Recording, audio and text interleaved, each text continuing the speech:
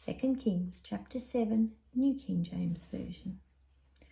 Then Elisha said, "Hear the word of the Lord.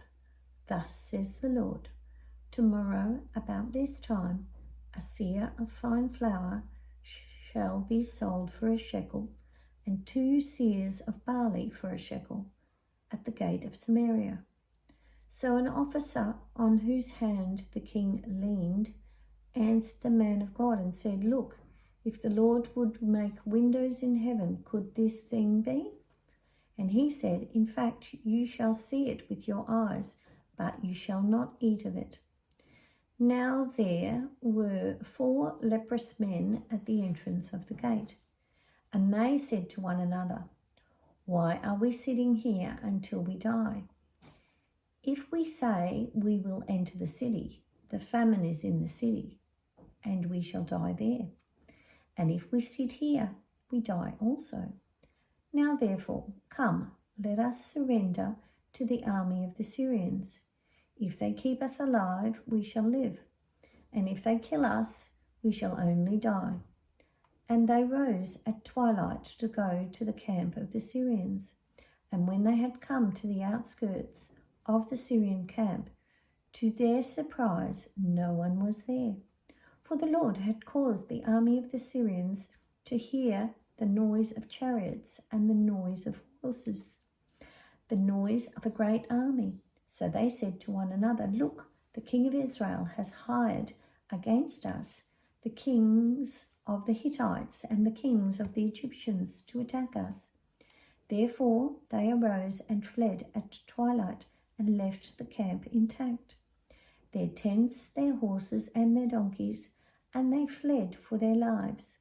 And when the lepers came to the outskirts of the camp, they went into one tent and ate and drank, and carried from it silver and gold and clothing, and went and hid them.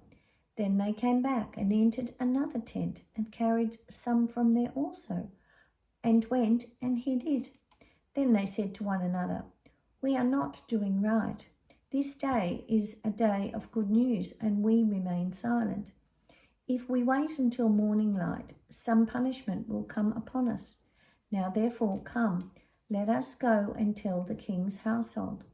So they went and called to the gatekeeper of the city and told them, saying, "We went to the Syrian camp, and surprisingly no one was there, not a human sound, only horses and donkeys tied, and the tents intact." And the gatekeepers called out, and they told it to the king's household inside. So the king arose in the night and said to his servants, "Let me now tell you what the Syrians have done to us. They know that we are hungry. Therefore they have gone out of the camp to hide themselves in the field, saying, 'When they come out of the city, we shall catch them alive and get into the city.' And one of the servants answered and said, 'Please let several men take 5 of the remaining horses which are left in the city. Look, they may either become like all the multitude of Israel that are left in it, or indeed, I say, they may become like all the multitude of Israel left from those who are consumed. So let us send them and see.' Therefore they took 2 chariots with horses, and the king sent them in the direction of the Syrian army, saying, 'Go and see.'